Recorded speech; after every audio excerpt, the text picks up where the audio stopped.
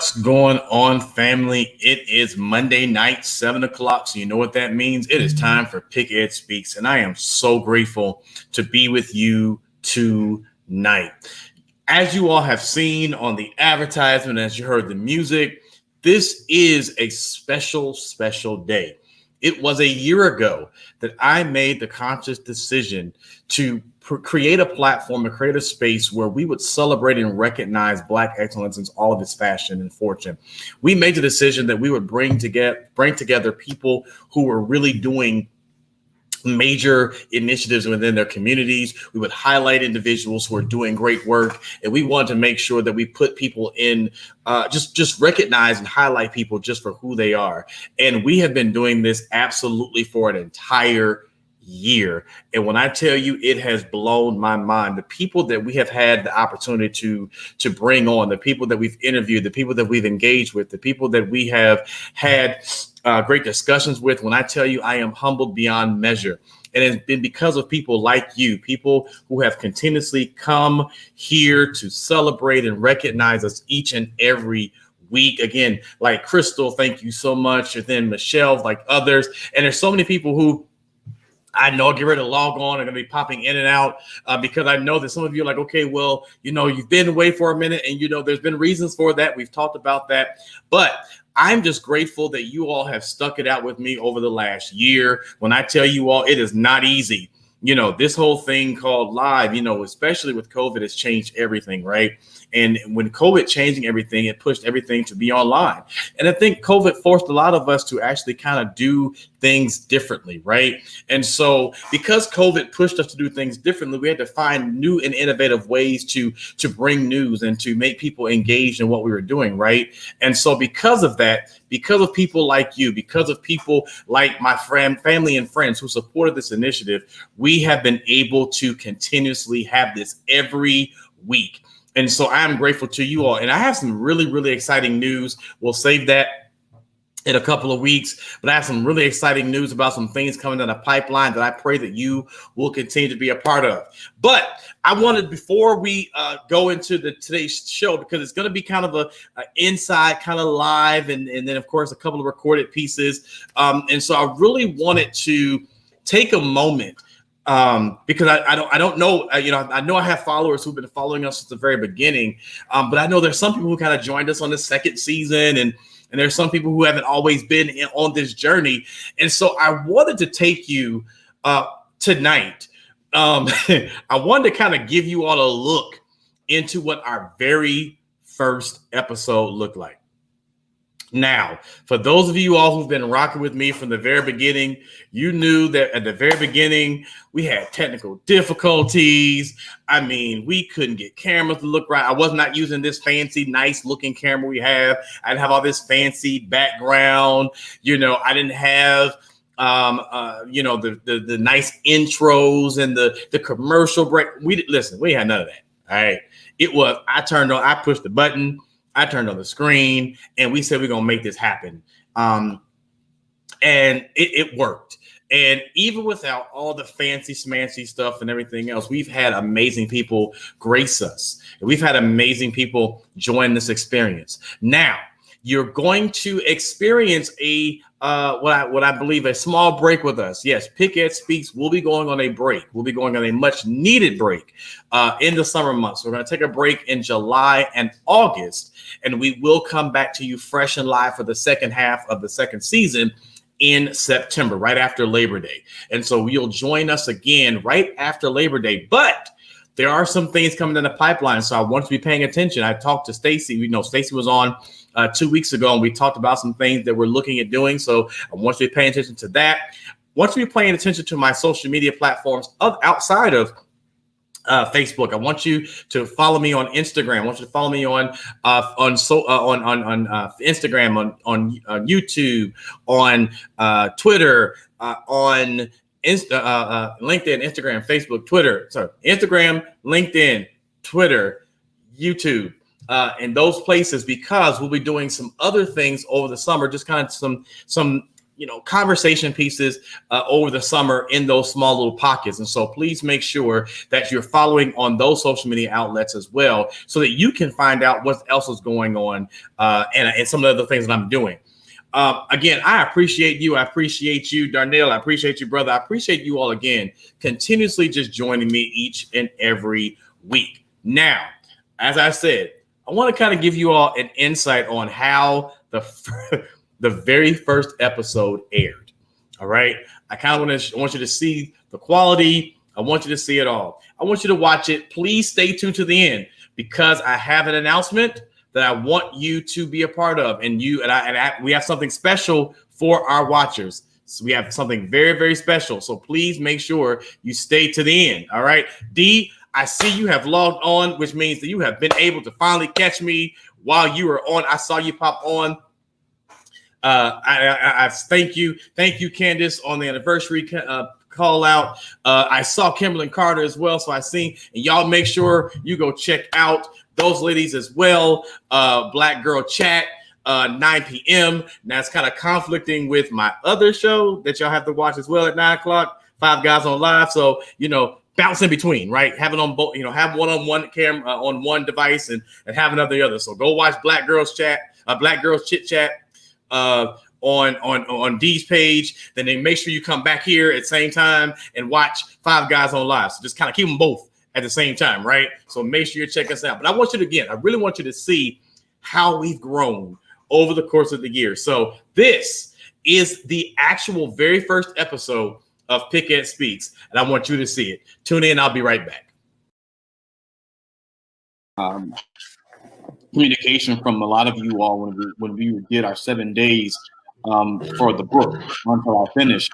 And I definitely wanted to create a platform and an environment and space where we can have open dialogue and conversation. And I wanted to bring on individuals to have those conversations with. And there was absolutely no better person that I knew to start my first one off with this particular individual who I have joining me today. This is a friend, this is a brother who has been a colleague of mine for 15 years, something like that. I'm trying to remember 20 years. I can't remember how long it's been since I was a freshman and then you were ahead of me. But Cordelia Driscoll is an amazing preacher, a political science professor, columnist, commentator. Is an amazing overall individual with a wealth of knowledge. And this particular brother, I wanted to make sure that no matter what, I started my conversation with. This is someone I can truly and honestly say is a friend and a brother, and I do not hesitate by saying that. So again, thank you so much, Brother Driscoll, for joining us tonight. If you could just do us all a favor and kind of give everyone who's watching an opportunity to learn who you are and just kind of your background. Brother, you have highly exaggerated my being, and it does me no harm, and also does me every bit of good. And so I appreciate that. Brother, I am just another brother out here trying to make it. I work in the field of policy and politics in Washington, D.C. I spend my time between Atlanta and D.C., more often than not in DC, working on behalf of healthcare policy, which includes health disparities that exist within our community. I also teach on the side and do a little of everything else on the side. So that's a sufficient intro. Awesome. And so everyone knows I'm broadcasting live from Atlanta. And Driscoll is in Alexandria, but his home is where I'm broadcasting from. He is That's correct. A proud alum of. Do I want to say your high school? Don't want to go there. Do you want to? Yes, I'm a graduate of Tri-Cities High School. Tri-Cities High School, and I'm only saying that because I know for a fact that I believe Dan Sims is watching. And so I know I wanted to make sure, and I have a lot of friends and colleagues who are Tri-Cities alum and who are watching. And so I wanted to make sure that I put that out there. And of course, if nothing else, He then went on to one of the best institutions in the world. And I was even honored to say that it was a great privilege to see him be asked back to speak among such amazing individuals this year for the Founders Day convocation. Is that correct? You're the That is correct. Yes. And so, how was that experience? How was that? How was that experience kind of coming full circle and being able to speak, and not only in front of peers and colleagues, but those individuals who poured into you, and now you're able to pour into the next generation. How did that experience? Do you all see? Do you in all many see, ways, I think I'm right still there, processing. You see how surreal comes to mind. Actually. This is absolutely crazy. So I spoke, as Dr. PickEd said, at the 153rd Founders Day convocation at Morehouse, and I remember when I got the call. Continue to look on. Continue to look on. The individual who told me that I would be speaking said, "Are you sitting down? Because your feet needs to be planted on the ground when you get this news." I just celebrated a virtual 15 years, my 15-year college reunion. And so having to be the Founders Day convocation speaker during my reunion year and a young alum was really surreal. Mm-hmm. And again, for those of us watching, and again, it was amazing. So let's pause that for a second, okay? Let's pause that. First and foremost, let's start by saying, do you not see the bald head? Okay, so many of you all have known that I have gone. I have done a lot of hairstyles over the course of this last year. I have gone. Now I'm wearing a hat today because the hair, the head, head's not all the way together today. And if you watch me on Five Guys on Live tonight at 9 o'clock, you'll probably see another hat on.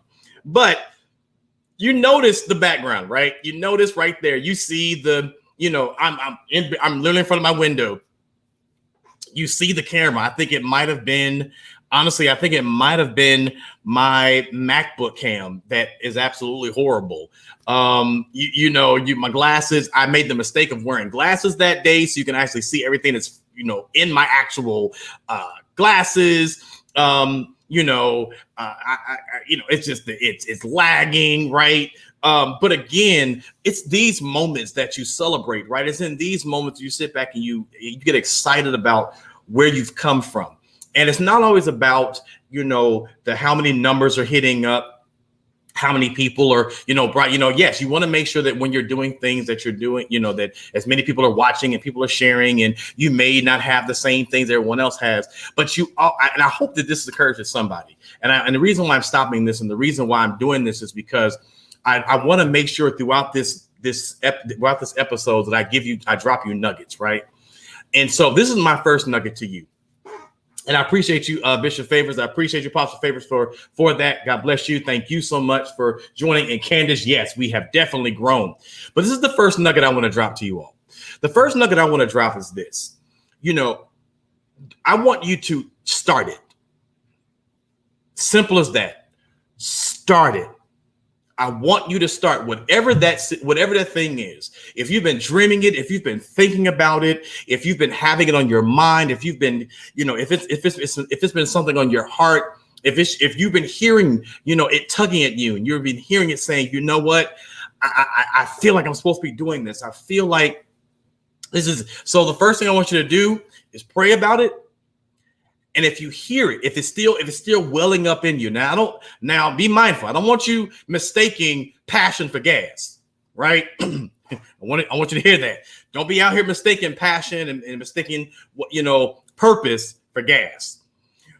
This thing that I'm telling you to start, this thing that I'm telling you to go forth and do, is that thing that's really been sitting heavy on you. And that thing that has really been convicting you. And that thing that's really been encouraging you even without you doing it. It's been blessing your whole mind and it's blessing your life because you see the effects that it will have on whatever demographic that you're planning on going after. And so that's my first nugget for you. You may not have all the resources to start. You may not even have the full concept put together, but start it, because along the journey, you'll start seeing resources provided for you. Along the journey, you'll start seeing things become more clear to you. And you'll start seeing yourself become more passionate about what you're doing, because it really is the calling and it really is the thing that you're supposed to be doing. And so my first nugget for you is simply listen, start it, because there's a world of the people and there's a group of people who are waiting on you to start. Let's get a little bit back into this conversation and see what Conchigas had to talk about. All right. I'll be back in a second. Experience, just again, to see those of us who are now changing. It's almost like the changing of the guards. A lot of us who were the younger crew and now taking on those responsibilities and those roles. And so, again, it was just a great experience to see. But tonight, I definitely called upon Driscoll tonight because, you know, many of us who have been watching obviously the news and many of the other social media outlets, we have seen so many different things over the course of these last couple of weeks. And obviously we can't run from it. We can't hide from it. It's definitely something that is in our face, it's in our existence. And I know for a fact that it's not necessarily a full conversation that we always like to have or even want to have. And truth to be told, I'm very clear that I'm still processing the whole premise of how I feel in it. And so many of the conversations and many things you will hear tonight is more so of question asking and just getting a feel of where we are. And please, by all means, if you have comments, if you have questions, there is, you can please log them on as you're watching. Please throw questions, throw comments. We want to make sure that we're sharing your comments, and we won't even have a discussion about that. There is an opportunity for you also to call in. There is a calling number. You may see it scrolling now. 404-234-8937. You can actually call that number. We will actually have you broadcast it live, and you'll be able to answer, ask your question, or maybe even make your comment verbally. So please, if you want to actually speak your comment and actually be a part of the conversation, you can call that number. You may also, if you don't necessarily want to actually verbally say it, but actually just want to put it on the screen, by all means, share that as well. We will definitely make sure that information is heard. So just to kind of start the conversation off, one of the aspects in the video that we saw was Mayor Bowser, who made a bold move in the DC area, and not just used her mouth, but she used her platform. And she decided that she was going to paint the road that is leading up to 1600 Pennsylvania Avenue with Black Lives Matter. What would you say has been, if any, what has been the conversation for those in the DMV area who've been to it, who have seen it? What's been the conversation? And then what is your feel? What do you feel about her stance and the people in your area stance on what's going on, and maybe some of the comments that the president has made about all of it? So the general sentiment for those who live in the DMV area and who have seen it is one of excitement, is one of acknowledgement, I think it's one of pride. I read that our congressman, John Lewis, walked along the street, which is 16th Street, in front of the White House, and felt a sense of pride in this moment that the mayor would take such a bold action. Of course, then you have those who and if you think about this, don't like it. Actually, in fact, there's a man who lives outside of the DC area. This still is a very major event right now, right? What's going on in the world right now? Here we are a year later, and this is still prevalent. This is still prevalent. is a right cult. now, So the he's stuff that we're still using be talking about now, religious you know, the fact that we're still talking basis about Black to Lives say Matter, that the and actually mayor it's is still being more than favoring just a one way hashtag, over right? the other We're because still having Black these Lives Matter, conversations. quote, is a And it was religious people like Mayor Bowser cult. in Again, Washington, I don't D.C., think the lawsuit has any who made particular basis, but a again, great I just want stance to and said, acknowledge that listen, there we're are going to people, of celebrate course, us. who We're are going to make against sure it that we and put using people on, legal put that means to platform sue the out mayor there, right? for it. We're going to make sure that people remember Thirdly, this, my personal including feelings about the this, and one I who think was this speaks to occupying a the White larger House at the time. conversation, We a don't have larger that issue movement anymore, that we are but we do seeing. have so many You know, issues that we have a Black long way to electoral go. success, And while that is it something is that we have to great, keep doing. and So while this conversation is still symbiotic very prevalent and today. substantial representation and symbolic representation is important, and the halls of Congress and the general assemblies are across this country, even at the most basic local levels. Black electoral success, unfortunately, has not translated into qualitative improvements in Black life.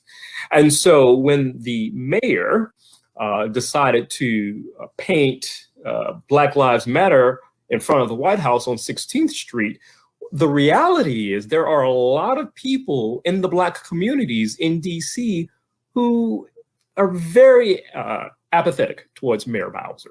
And that's because they feel that she is helping to push gentrification along, and she's having multiple conversations and a very good relationship with the development community, which of course is driving out the Black population. And so in many respects, many within this area don't think that the mayor's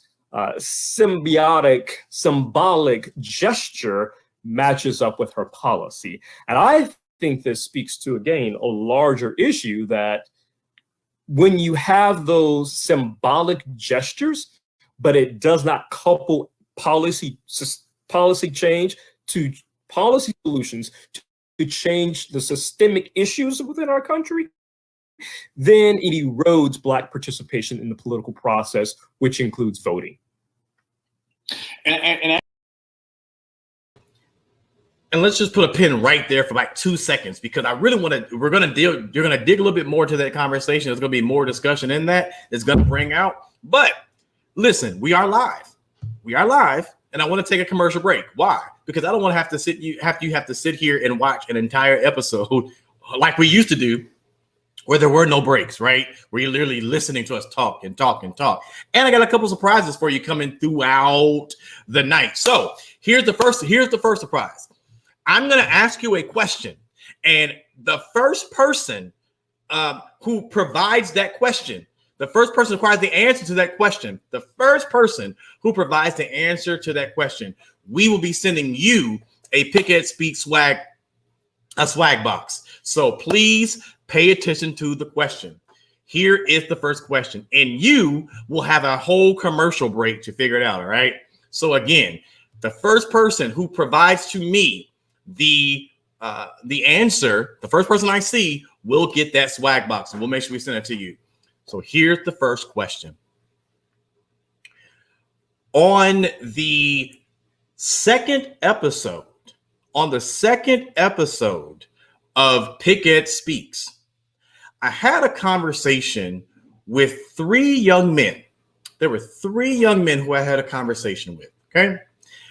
Tell me the name of 2 of the 3 young men. Tell me the name of 2 of the 3 young men. It was our second episode in the first season. We interviewed 3 young men. Tell me the name of 2 of the 3 young men. Now, you got a minute. I'm going to give you a chance to look at it. You may want to go look it up. I'm going to go on a commercial break. We'll be right back. Listen, we are celebrating our first anniversary here with PickEd Speaks. And again, I'm Dr. D, your host, and thank you so much for joining this experience. Thank you so much for being a part of it. But again, we're going to take a commercial break. That's your question. We'll be right back with some more of PickEd Speaks, where Black excellence speaks for itself. We'll be right back. PickEd Speaks will be right back. Are your students ready to succeed in today's changing environment? The necessity for innovative educational consulting is here, and Woodson & Associates, we're ready to help. You can provide state-of-the-art, diversity, and educational leadership. Your students will always have the resources needed to succeed with Woodson and Associates. In a world of uncertainty, where it seems we are going through the motions of life with no direction, and our new norm and way of doing things have somewhat crippled the intimacy of our connections, while the government continues to transition. With time moving on, so are we at the For Better Futures Foundation, working with families in our community to redefine our norm, to engage our community through volunteerism, educational advancement, and family assistance.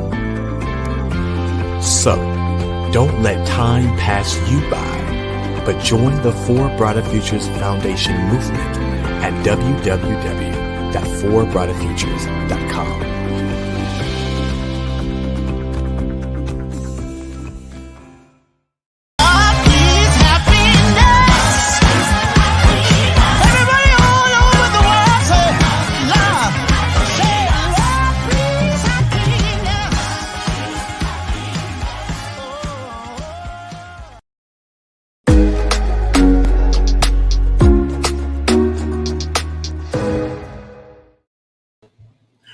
All right, fam, we are back for, again, celebrating our anniversary here at PickEd Speaks. Listen, I am seeing my family and friends pop on here wishing us a happy anniversary. I see my sister, my homegirl, Latonya Martin Rogers. What's going on, sis? God bless you. Thank you for joining. But for those of you all who were here right before we went on break, I gave a we'll be doing periodically throughout the actual episode, just some giveaways and some thank yous for being a part of this experience.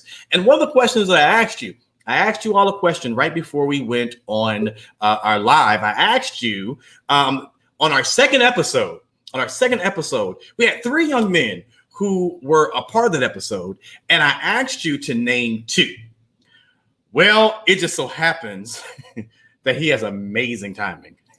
He has absolutely amazing timing, because one of those young men popped on the screen. And so at this time, I want to give you an answer to one of them. This young man is absolutely amazing. And he is one of the individuals that you all have said that he has been now I've had many guests on this show, right?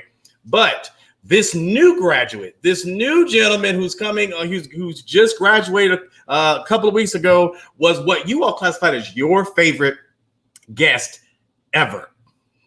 That's interesting to me. He's like, really? I'm the favorite guest ever? Yes, he was actually literally what you all classified as the favorite guest ever. And that is a mentee of mine I've had a chance to grow with and work with. And that is one of those 3 young men you talked about. That is, of course, Mr. Miles Jackson. How are you, good sir? I'm good. How are you? I'm good. I am wonderful. First of all, congratulations on a job well done in completing, your 12 or 13 years of scholastic achievement and now a high school graduate. Thank you so much. How does that feel? It's surreal, honestly. I mean, it doesn't, like, in the moment, I think I was the only one who didn't understand the grandiose of being a graduate. So everyone around me was kind of like, oh my God, you just graduated. I'm like, yeah, it's Tuesday. And, it was a process. But I think now I understand how big the step was that I just took. And basically it just opened up a lot of paths. And I'm really grateful to have been able to do it on time and to have been able to do it in the way I did. And you had a gathering, and there were people there able to celebrate you and recognize you for your accomplishments. But there was something else waiting for you there outside of just family and friends. There was something else that was waiting for you there. Would you like to tell the visitors and the watchers what else was waiting for you there when you got there? It was a 2014 Jeep Cherokee. It was unexpected, because it got to a point where, like, Dad had kind of pulled out this bag, and I was like, that's a car key bag. I'm not tripping. And then he just, went through his whole spill, and then I saw the car come around. I was like, okay, this is dope. This is a really good way for this to have ended. And I'm grateful as always. And of course, I'm sure the great people who do remember you or do remember you being on the show. Obviously, his hair was not like that. Even he has had some changes in his hair. I haven't seen him in a while either. So the fact that this is actually the first time I've seen him in quite a while. And so I have, when I, later on when I get off this thing and I get a chance to talk to him, I ask him about this hair because I haven't seen the hair. But would you like to tell the people who do remember you and do remember watching you in that process, where will you be attending school in the fall? I will be attending Hillsborough. It's actually a school down in Tampa. I'll be down there playing out of the Yankees facility. Just playing baseball down there and, doing what I need to do to take my next steps.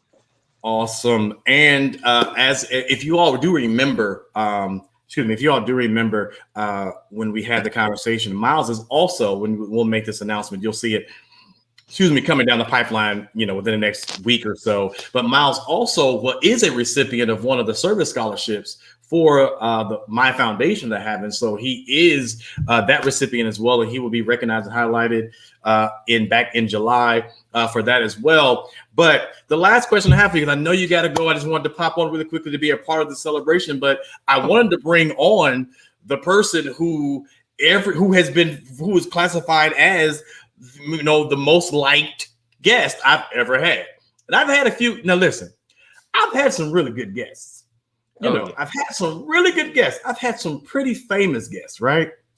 But out of all of those individuals, this is kid, from Riverwood High School that everybody remembers. And what they remember most was the fact that your passion, your drive, and they remember, especially during the time that we were having the discussions about all the things that were going on in the world, especially around all Black Lives Matter and everything that we were kind of dealing with, and just kind of seeing young brothers speak from their heart and just really expound on where they are. That is something that really touched a lot of people. And I really did receive a lot of messages about all of you all. I really did. But before you go, I just kind of want to give you the floor because we are literally a year just removed from that, right? Yeah. And so we're not far removed, but we are still here. So what are your thoughts right now? And then lastly, what is something that you would say to other young people now that you're on the other side? What are some things you would say to young people that now that you want to encourage them with? For me, definitely, my thought process is graduation for me was less of an exodus and more of a genesis, if that makes sense. Mm-hmm. It was, everybody kind of looks forward to getting out of, the box that is high school and just moving away from the juvenile aspects of it. But I feel like it's in those years that you kind of learn the most about yourself or who you're planning to be. And of course, going into college, I think it really helps to, have a sort of solid ground to kind of jump off of. Because I think the misconception with graduation and going to college is that for that summer and going into your freshman year, you're just kind of floating and like that's the time you discover yourself. But I think there's no real one set time period where you should make the effort to discover who you are and what your views are as a person. And I mean that doesn't matter who or what you are. I mean, it's all about understanding your capabilities in the moment and expanding on those as much as possible, especially with the platform that graduating gives you, because it kind of just sets you off and helps you realize that, okay, we've prepared you for all that we can prepare you for moving into this new world. And it's essentially you're ready, like go ahead and go. And I think that's what younger people should see that as it's more of an opportunity for you to finally accept the fact that you are ready and go out there and maximize the opportunities you're given, maximize the gifts that you have, and use that time. Don't take your time as a quote unquote juvenile for granted. But at the same time, be very prepared to take those next steps into the world with a high head. Yeah. Well, again, just know that all of us here at PickEd Speaks, at our Pro Teachers Foundation, and of course, all those who watch, and we are proud of you. And because of the fact that no one got it, we'll give you the ability to share with the individuals. The two brothers who were with you, who also have graduated. They are also one. I can't remember. Is he in Massachusetts? Where is he? In Massachusetts. Massachusetts. Okay. I think he's gonna go to BU, and okay. Christian is going to Kennesaw. Is he going to Kennesaw? Yeah. Okay, Kennesaw State. So yes. So it was Christian McIntosh, who graduated from a school in Fayette County, Whitewater. Yep. Whitewater High School. Y'all got from me. Don't ask me why I know all this stuff. I have to keep all this stuff together. And then of course, I can't remember what school the child graduated from. Yeah. Dion. Honestly, I'm probably a terrible friend for this, but I but he graduated. Yeah. Dion graduated. He was in Massachusetts and doing amazing. Of course, he was here, moved to Massachusetts with his dad, and so he's going off to do a great, amazing thing. I'm actually excited because of the fact that Dion was still weighing the options of if he was going to go to college or not. He wasn't sure if he was going to go to college or go in to start a business. But I'm proud of all you brothers. I'm going to let you go. Please tell your family hello. I'm sure I'll message them soon. But again, it was good to see you. Congratulations again to you. We'll definitely be keeping up with you. I'll definitely keep making sure because this group, this village of people love to know what's going on with you all. So I will continue to make sure that I share with them your journeys as you all are going and beginning your freshman year, of course. And of course, I'll be definitely getting with you before you go off into Florida. So be swell, be great. And I'll definitely talk to you soon, good sir. For sure. Thank you so much. All right, now. So listen, that was the guest that you all say is your favorite guest. That young man is, I promise you, is going to accomplish amazing, amazing things. I want to kind of give you a little more insight into the conversation I was having with my brother, Quadrigas Driscoll, who was the first guest ever on PickEd Speaks. Let's go back into a little more of the conversation, shall we? Here it is. And won the seat, is now going back to the state legislature. And this was a white individual who ran in a black, predominantly African-American community or district and won the seat, all because of either because people said that this person was a nice person, or people said this, whatever the reasoning may have been. And again, I don't dislike this individual. I think this person is an amazing person, but I find that interesting that there were other candidates in that particular race who had lived in that community, who had worked in that community, who has known that community, and did not get the same support as this other counterpart. Where do you think that stems from? How do you think that, this particular white candidate was able to kind of come in, drop herself into it, and win the seat? Almost not even having a campaign, really. Part of this is voter turnout. I'm not sure which particular precinct or district that you are referring to, but part of it is, I think, turnout. What we do know, of course, is that turnout was low. I think the second piece of this was education. People, voters are very tricky individuals, and there are people like myself who actually study how people vote. And part of politics is campaigning. But you're saying, of course, that this candidate didn't necessarily campaign, and somehow they came in and they found their way into now the seat. Well, what they did do is they campaigned to the right people who they knew were going to vote, right? So again, I think this is a lesson to Democrats, particularly and politicians broadly who wish to be elected. You have to campaign to the people who you know is going to vote. Republicans know that their base is going to vote. But the reality is the tide is shifting in Georgia, right? We know that upwards of 50% of voters, or could be voters, are racial minorities, Blacks, Latinos, and Asians. Republicans in the state, and dare I say across the country, don't want Democrats and Black voters and other racial minority voters to vote. Because when they vote and when they turn out, particularly with the absentee ballot, that's why we have 45 talking about, oh, mail-in ballot is a fraud, because they know he has so much as said it. And so it's going to be incumbent upon the candidates running in these specific areas to talk about not just the importance of voting, but talk about how they wish to change those communities. And I think it's up to the voters and those young people who are out there protesting included to hold them accountable to ensure that real policy solutions and changes are being made. And so I do kind of want to touch this because the fact that we've talked about the Republicans knowing their base, Right. the Republicans knowing and obviously seeing that shifting and things of that magnitude. I am curious to know,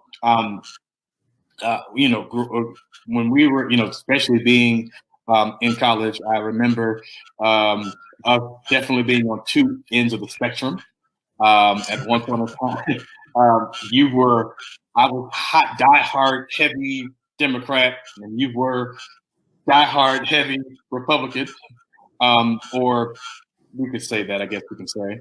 But I was a Republican. But we still had a common ground. Thank but God obviously for our his parties transition. definitely differed. We thank God. You have in past conversations have been open and honest, and you even actually wrote, I believe, an op-ed on it about this conversation around why some Black people are leaving the Republican Party, not being the Republican Party that that Black individuals signed up for originally. Right. When they were part of that. What is it that you think has been the message that is now taking some African Americans from the Republican Party and saying, you know what, I'm aligning, I may not still even align with the Democrat, I might even be just independent, but what do you think is the message or person or persons that is changing the kind of the trajectory of how African Americans are now politically aligning themselves? Well, the message that they're getting is that the party is dominated and quite honestly run by old white men, primarily old white people who wish to make America great again, a dog whistle from Reagan, as we know. The Republican Party has been overrun and overtaken, unfortunately, by a lot of fascist racists within our country. Both parties have had elements of racism and white supremacy. This is no secret. But when I think you have a party that's aligning with these very fringe groups and fringe individuals, we see that. And that's exactly what happened with the Republican Party. And they are so extreme and quite frankly racist in some of their views that one who is of color has no choice but to either leave or to have a serious crisis of conscience if they're going to remain in the party. I have friends who are African American who are saying, well, it's not the party that I joined, and my goal is to get it to where it used to be, get it to the party of Jack Kemp and Mitt Romney, who is the last true Republicans I think we have left, him and Senator Scott.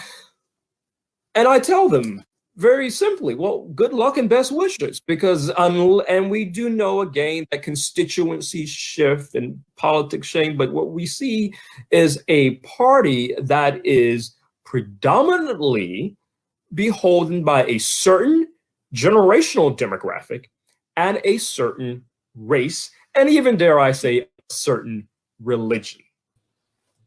Proud. Now, I want you to think about that for a moment, right? As we prepare to go to our one last commercial break. I find it interesting that we still have that system right now. The Republican Party still do believe that what they can do is try to bring forth certain Black individuals into certain races and put them on certain platforms, and think for one moment that that's actually going to either change the minds of Black people, or that's going to actually confuse Black people to make them vote for Black individuals who are Republicans. But see, the problem becomes you're putting the wrong people on these platforms, thinking that those individuals are going to be able to turn heads. I hate to say this, but people like Herschel Walker, people like Vernon Jones are not individuals that people are going to sit back and say, hey, I think we need to follow the Republican Party because they've put that person in position now. Nope. I need people to understand that, especially Republicans who may be watching, if you may share, the case may be, Black people are not stupid. We do not operate like that. Now, granted, we may go out and vote for, we may go out and vote for who we want to vote for because they are Black, but what we're not going to do is vote for crazy Black people. And it just so happens that I'm over here talking about crazy Black people, and there's one person I know who knows a little bit about crazy Black people, and that is my sister, D. Dawkins Hagler, who is this pop toy. Listen. I miss what you listen. How are you? First of all, these glasses. This hair, I know. All of this. I change up weekly, so tomorrow I might have braids, down to my feet. But hi, DeAndre Pickett, happy 1 year anniversary. Thank you kindly. And listen, I'm bringing you on for two reasons. Number one, you've been a guest on here before, and so I wanted to bring you on so I'm actually bringing on different guests that people have seen. But also, I'm bringing you on because of the fact that we've been hinting at it, we've been talking about it, we've been kind of toying about it, and we've been throwing some things about it. And there's been a lot of people who've been asking about this little thing called Tea with D's. And so I wanted to bring you on because I wanted to confirm that we are in the process of bringing it back. Yes, it's going to be something. It's going to be a time because people miss us. They miss our tomfoolery. Yes. So we've got to get back out there and have some real tea, honey. We might have to have some Long Island tea, some, some bourbon tea. I don't know, but some kind of tea, that's kind of strong. But it has been something that people have talked about. It's been something that people have said, listen, what have y'all been doing? Y'all look crazy. Like, listen, why y'all not together? People always people love to throw some stuff when they don't see people doing something. They think we broke up. Yeah, must be some issues going on. Like, they ain't talking. But I'm just like, listen. They think we broke up, Pickett. Listen. And they don't understand, they don't understand. They don't understand we shower together every night.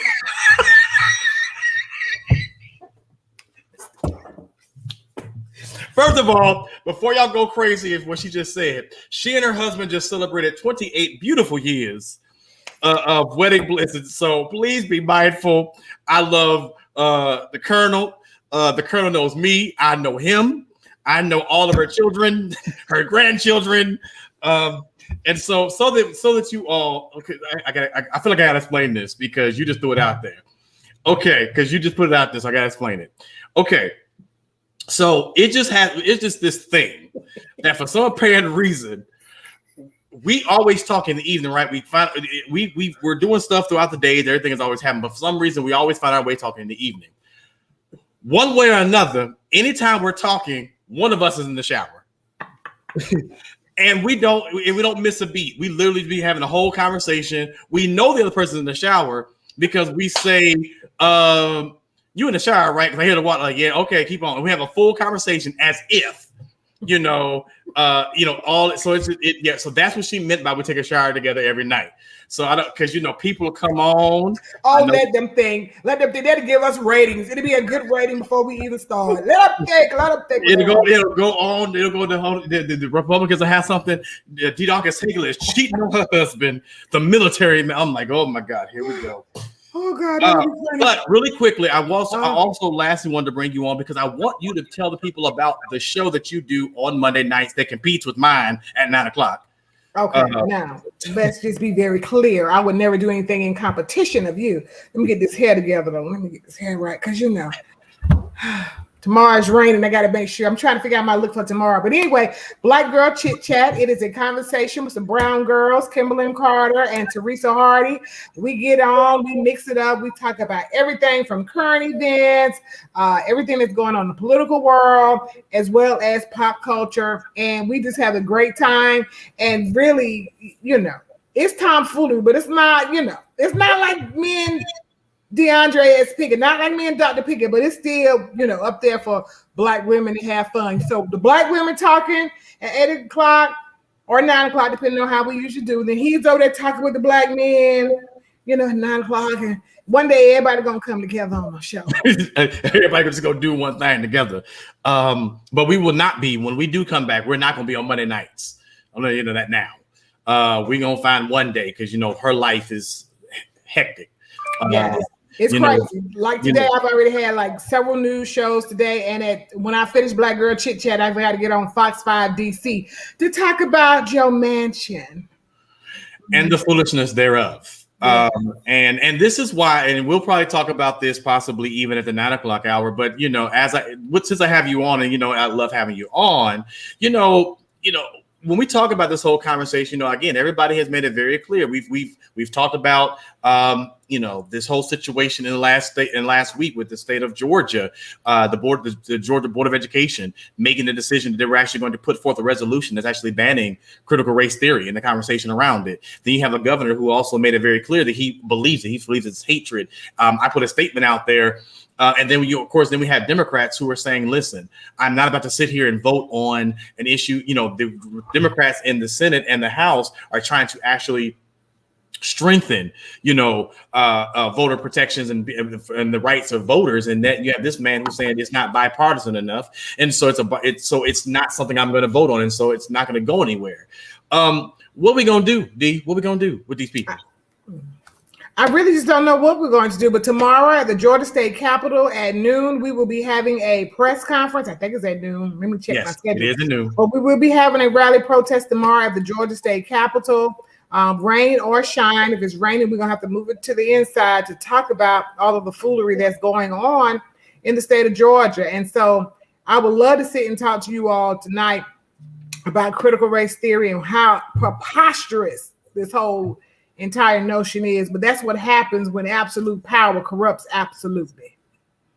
Well, I pray that, and I will be definitely there on the morrow, there as well.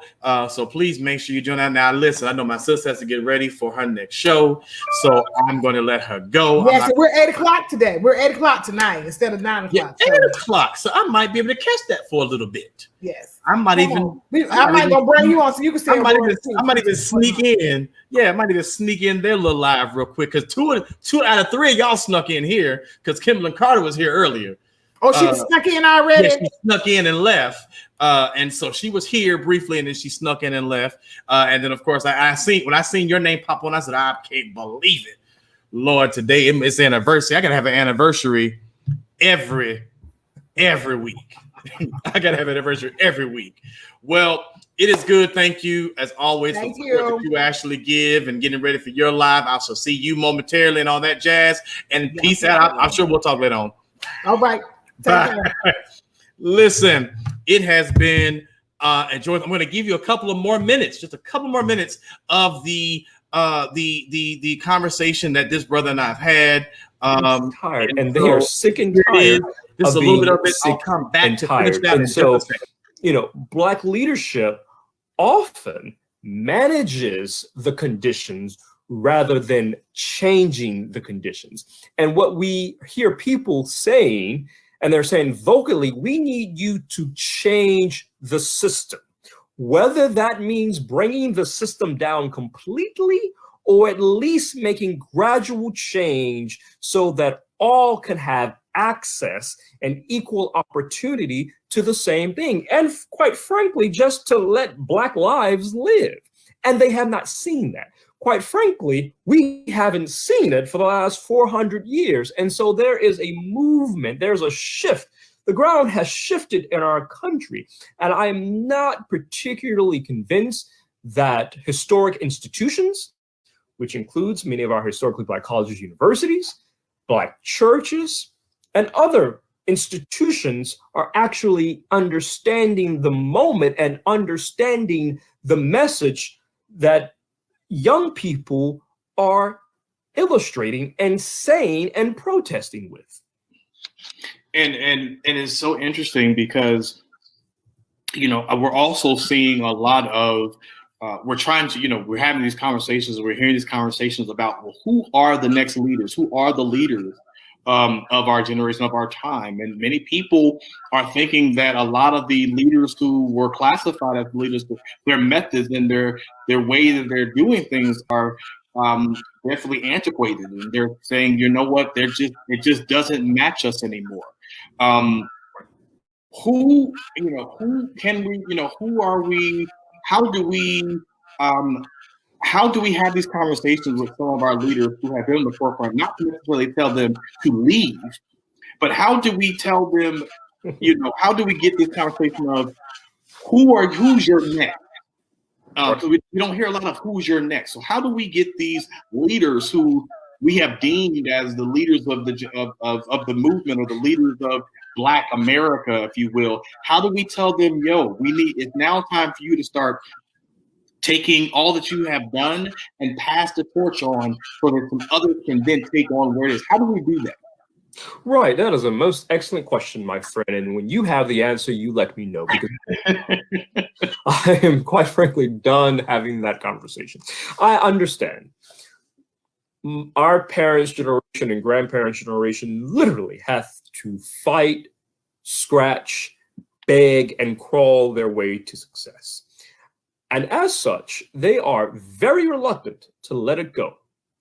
I understand that, right? When you have had to work and go through things that we have read, that we have seen, but not fully experienced, and you are at the top, I get why you want to maintain and hold power. And I'm not going to call any politician, because I love them all dearly. But there comes a time where you do have to let it go and pass the torch, right? Train the next generation. And unfortunately, I have not seen, even in my own career, a lot of that. And so I don't think yes, one could have the conversation. I have been fortunate, at least in the pastoral realm, to have very good mentors who have passed the torch, right? You know that firsthand.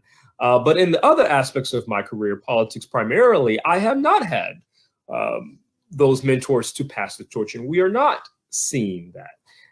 I think we have to just take the torch.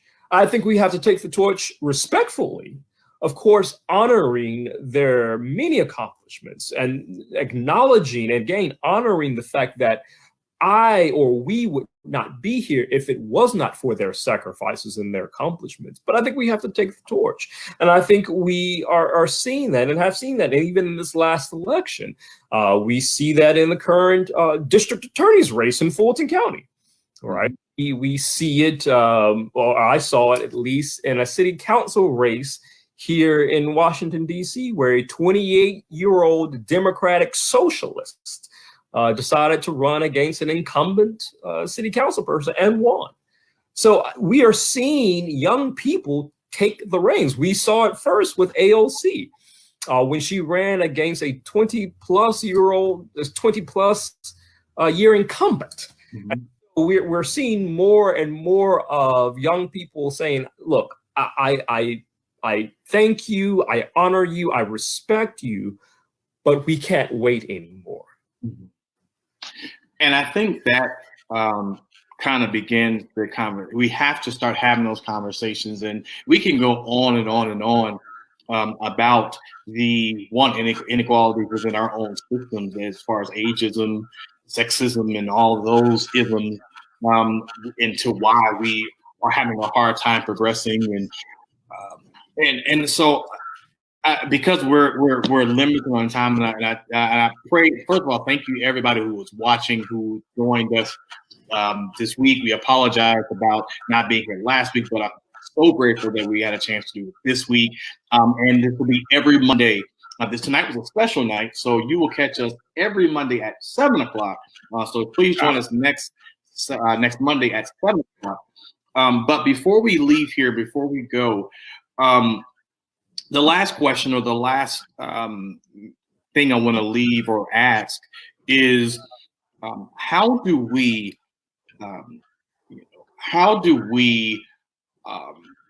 get people to understand that these young people who are and I'm saying young people because a lot of people who are out protesting, a lot of people who are wanting to go serve are I'm about 25 and under, give or take.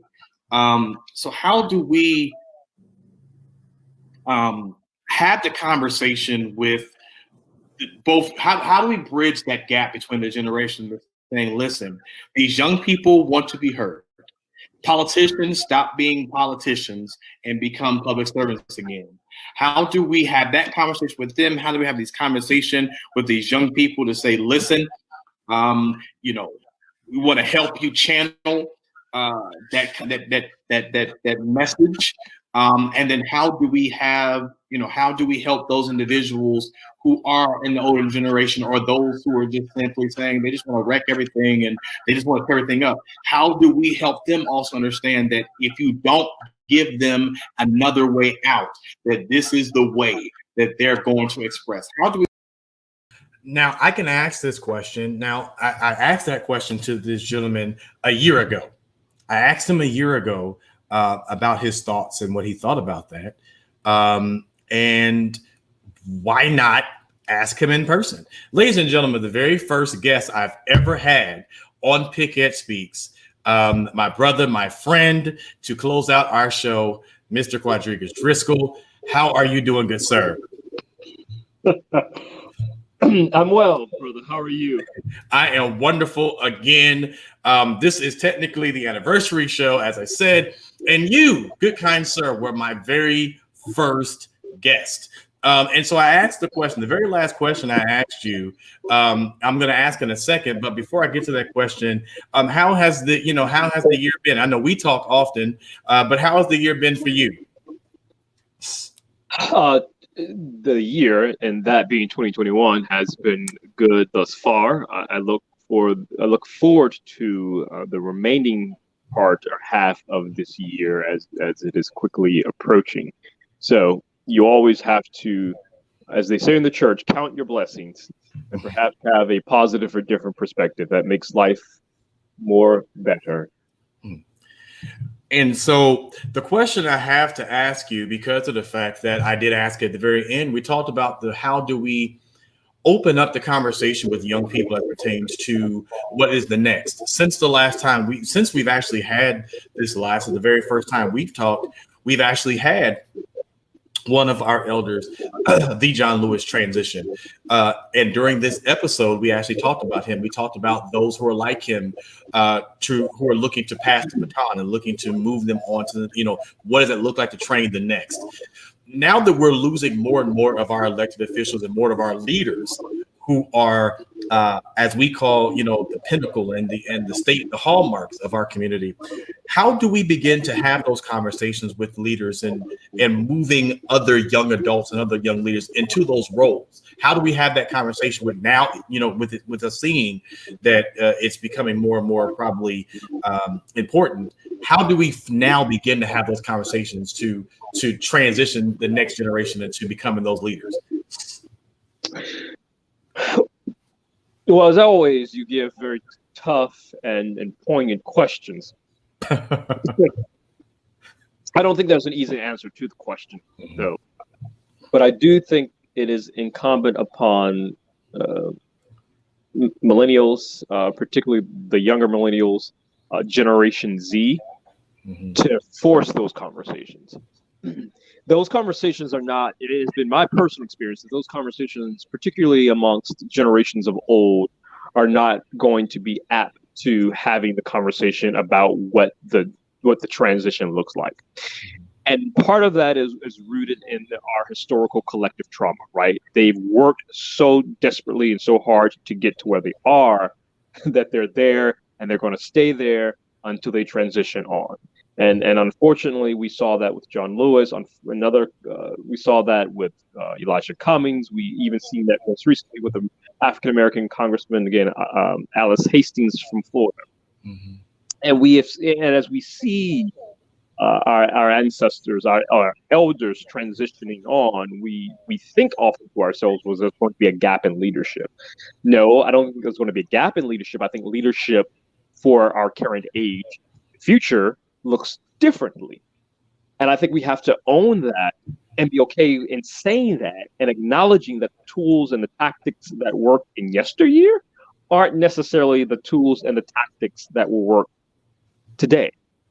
But at the same time, we need guidance, right? Because there's nothing new under the traveled sun. So we need guidance, we need wisdom. And so this conversation has to, in some way, be forced. Mm-hmm. It's a hard conversation. Often it will be a courageous conversation, but it's going to have to be a forced conversation. Because right now, unfortunately, we have two sides talking about each other, and they aren't having multiple conversations, and it not being multi-generational. Mm-hmm. And I know we can go deep and kind of go further along, but I did not want to, because I can really expound on and ask him questions, and he'd probably look at me like, okay, get me the hell up off this thing. That's not what we'd agree to. But and I actually did interrupt him in the middle of him enjoying his evening, and so. Again, it's good to have friends and brothers who you can interrupt and stop what they're doing, and they'll say, "Okay, I'll come on for 2 seconds." But again, with this being the anniversary show, this being my first anniversary of doing this, and can't believe we've been doing it for a whole year, and the guests I've had, I appreciate, again, I say it often and I'll say it again, I appreciate you being who you are. Even more so, I appreciate you agreeing to start this journey off for me. And it was because of you and others who have helped this journey progress to where it is. And I've had an amazing opportunity for that. And so I'm grateful to you. I'm not going to hold you. I'm going to let you get back to your TV watching.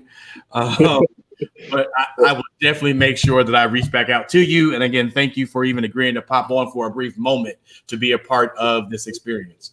Well, congratulations, brother. Happy anniversary, and onward and upward. Thank you so kindly. I'll be talking to you soon. So, all right. So this is the conclusion. This is the conclusion of our anniversary episode. Please join us next Monday night, 7 o'clock. If you are not aware, this is Black Music Month. This is our month. This is the celebration of us. And so I'll be bringing on two amazing individuals. Cleveland Jones, recording artist, who is an amazing voice, an amazing gift. And I will be bringing back someone you've heard before. You've seen him. You've heard him talk about higher education. But many people do not know. Well, many people do know, but you may not know that he is actually an amazing musician, an amazing vocalist, amazing teacher. And so he will be joining us. That is none other than R.W. Woodson, who will be talking to us about the history of Black music and really breaking that down. Kyle, how are you? God bless you. Thank you for joining on. Thank you for popping on. But we'll have Cleveland Jones, who will be joining us next week. And then, of course, we will have R.W. Woodson, who are joining us as well, talking about the history of Black music. And then the week after, we will not be here during the Olympics because we are taking a break in July and August. But I will have an amazing, amazing, amazing man joining us for the third week, who will be talking. He is an Olympian. Yes, he is an Olympian. And he will be talking with about what it feels like, what it looks like to go to the Olympics, what it feels like to be a part of that experience. We'll have conversations and discussions around. I'm just kind of looking at some notes I kind of wrote down, and I cannot find it.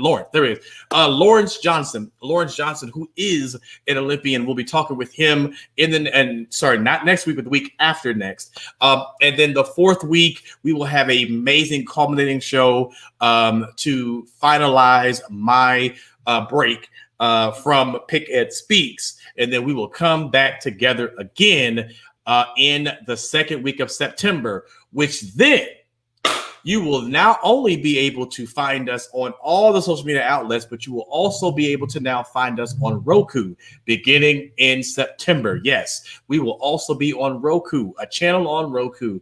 You'll be able to have us in your homes, not just on your computer screens, not just on your phones and your tablets, but we'll be on your television screens. So please join us. With that being said, listen, this is to a wonderful year and to many, many, many more, prayerfully to come.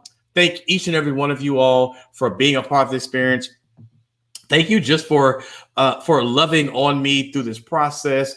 Thank you for just being a part of it. Just coming on every week, sharing it, liking, just being a part of this. It's because of people like you. It's because of you that I've been able to do this consistently. And I am grateful. And I hope that stuff that is said on here, the information that's given on here, I pray and I hope that it blesses you and it gives you hope and encouragement. So thank you. This is for you. Have a good night. And as I always say, this is DeAndre S. Pickett with Dr. Pickett at PickEd Speaks, where Black excellence speaks for itself. God bless you. God keep you as my prayer. See you all next time.